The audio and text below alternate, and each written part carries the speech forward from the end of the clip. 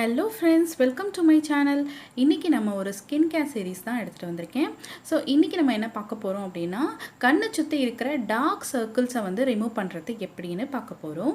நான் என்னோடய ஓன் எக்ஸ்பீரியன்ஸோட நான் உங்களுக்கு இந்த டிப்பை வந்து சொல்ல போகிறேன். ஸோ நான் வந்துட்டு ஒரு 7 நாள் வந்துட்டு இந்த டிப்பை வந்து ஃபாலோ பண்ணிவிட்டு நல்ல ஒரு ரிசல்ட் இருந்தனால சரி அதை வந்து நம்ம ஷேர் பண்ணிக்கலாம் அப்படின்னு சொல்லிட்டு தான் நினச்சேன்.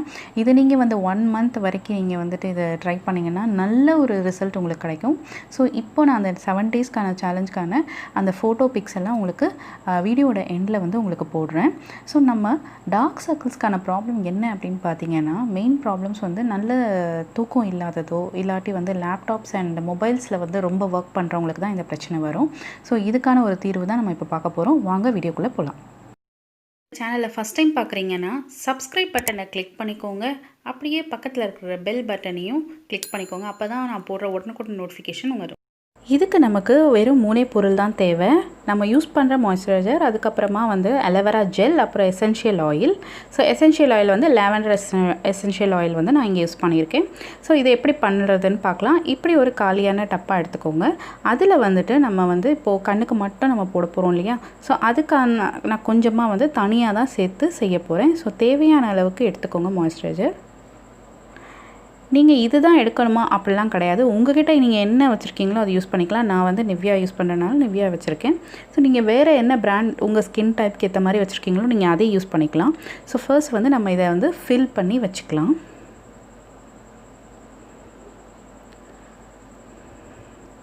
மூணுலேருந்து 4 ஸ்பூன் ஆகும்னு நினைக்கிறேன் ஃபில் பண்ணுறதுக்கு.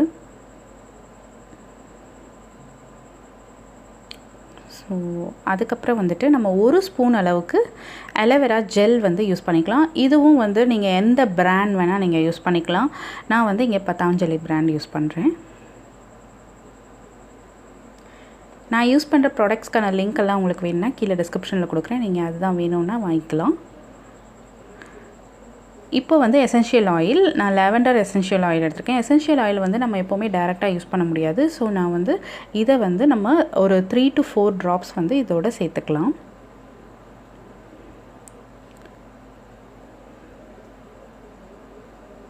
அவ்வளோதான். இப்போ ஒரு டூத்பிக் இல்லாட்டி வந்து இயர்பட்ஸ் எடுத்துக்கோங்க. எடுத்துகிட்டு நல்லா வந்துட்டு அதை மிக்ஸ் பண்ணிக்கோங்க.